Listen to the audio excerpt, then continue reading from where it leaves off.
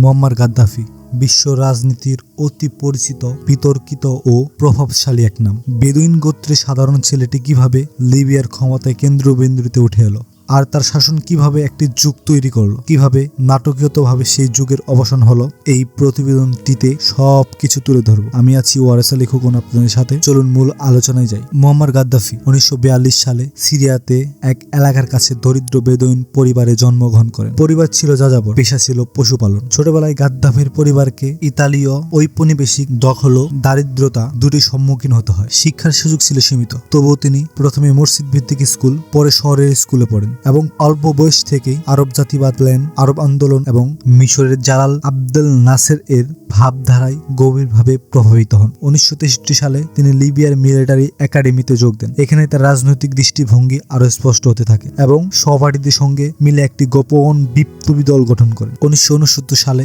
1 September মাত্র 27 বছর বয়সে রাজা ইদ্রিসের অনুপস্থিতির সুযোগ গাদ্দাফি ও তার সহযোদ্ধারা রক্তপাতহীন সামরিক গণ অভ্যুত্থান ঘটান। রাজতন্ত্র বিলুপ্ত করে লিবিয়ার আরব রিপাবলিক ঘোষণা করা হয়। গাদ্দাফি তখনও প্রেসিডেন্ট হননি, বরং বিপ্লবী কমান্ডো কাউন্সিলের প্রধান হিসেবে ক্ষমতায় সম্পূর্ণ নিয়ন্ত্রণ নেন। অল্প কয়েক বছরের মধ্যে তিনি দেশের সর্বময় শাসকে পরিণত হন। গাদ্দাফির রাজনৈতিক দর্শন দ্য গ্রিন বুক এবং জামাহিয়া 1979 সাল পর্যন্ত 3 খণ্ডে প্রকাশিত the green book A Gaddafi তার তৃতীয় আন্তর্জাতিক তন্ত্র ব্যাখ্যা করেন। মূল ধারণা 3টি: গণতন্ত্র নয়, জনগণের শাসন। তিনি দাবি করেন সংসদীয় গণতন্ত্র প্রতারণামূলক, জনগণ সরকারি কমিটি ও কংগ্রেসের মাধ্যমে শাসন করবে। পুঁজিবাদ ও কমিউনিটিজম উভয়ের বিরোধিতা। তিনি বলেন দুটো পদ্ধতি মানুষকে বঞ্চিত করে। জামাহিয়া রাষ্ট্র ব্যবস্থা 1977 সালে তিনি লিবিয়াকে ঘোষণা করেন গ্রেট সোশ্যালিস্ট পিপল জামাহিয়া, অর্থাৎ জনগণের রাষ্ট্র, কিন্তু বাস্তবে ক্ষমতা কেন্দ্রীভূত ছিল তার নিজের হাতে। গাদ্দাফি রাষ্ট্রপ্রধান না হলেও নামে সর্বোচ্চ নিয়ন্ত্রণ ছিলেন। অর্থনীতি ও সমাজ ব্যবস্থা। তেল সম্পদ জাতীয়করণ 1970 সালের দশকে গাদ্দাফি তেল ক্ষেত্রে জাতীয়করণ করেন, ফলে লিবিয়ার দ্রুত অর্থনৈতিক উন্নয়ন ঘটে। ফ্রি চিকিৎসা ব্যবস্থা, ফ্রি শিক্ষা ব্যবস্থা, বাড়ি তৈরি, পানি বিদ্যুৎ সরবরাহ ইত্যাদি ব্যয় বাড়ানো হয়। গ্রেট ম্যান মেট রিভার প্রজেক্ট বিশ্বের সবচেয়ে বড় কৃত্রিম পানি সরবরাহ প্রকল্প। এটি সহস্র কিলোমিটার দীর্ঘ পাইপের নারীদের সমাজে অন্তর্ভুক্তি।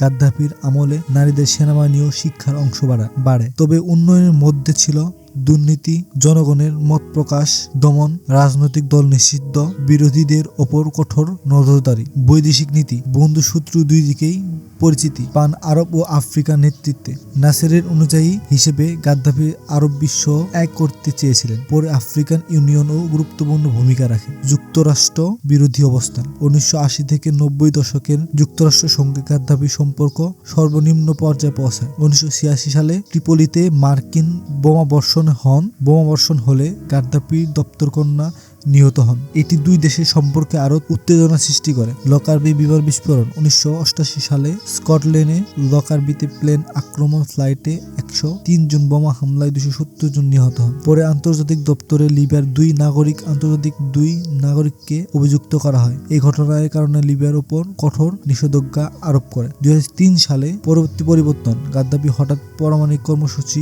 ত্যাগ করেন এবং ক্ষতিপূরণ দিয়ে পশ্চিমাদের সঙ্গে সম্পর্ক উন্নয়নের চেষ্টা করেন। এতে তিনি কিছু সময়ের জন্য আন্তর্জাতিকভাবে স্বীকৃতি ফিরিয়ে আনেন। গাদ্দাফি শাসনের রাজনৈতিক দল নিষিদ্ধ। চলেন এবার আলোচনা করি স্বৈরশাসন দমন ও অধিকার ইস্যু। গাদ্দাফির শাসনে রাজনৈতিক দল নিষিদ্ধ, সাংবাদিকের উপর নজরদারি, বিরোধীদের কারণে বহু রাজনৈতিক হত্যাকাণ্ডের অভিযোগ, বিদেশে বিরোধীদের হত্যা অভিযানও অভিযোগ ছিল।